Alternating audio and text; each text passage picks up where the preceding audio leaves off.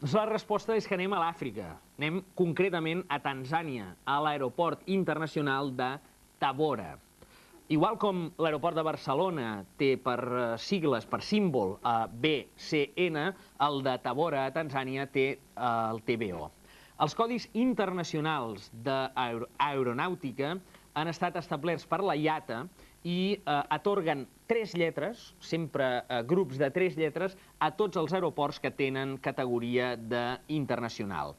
El que això provoca sovint són coincidències curioses amb paraules o bé de la llengua o amb acrònims, amb sigles d'altra mena d'associacions o entitats ja existents.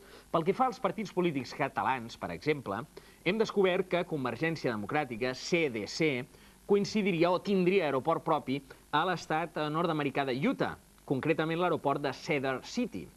Unió no tindria aeroport propi per si mateixa. Ara bé, CiU, és a dir, Convergència i Unió, també tindria un aeroport a l'estat de Michigan, concretament el de Chippewa County. Pel que fa a PCC, el PCC també coincideix amb la denominació d'un aeroport internacional, el de Pasco, a l'estat de Washington, i fins i tot el PNB, el Partit Nacionalista Basc, aniria Xiroi a Brasil, a l'aeroport de Porto Nacional.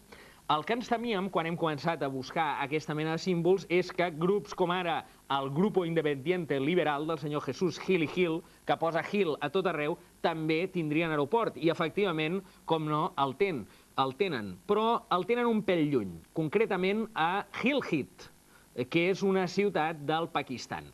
Segurament molts de nosaltres ens agradaria que el senyor Gil hi passés més estona en aquesta ciutat pakistanesa.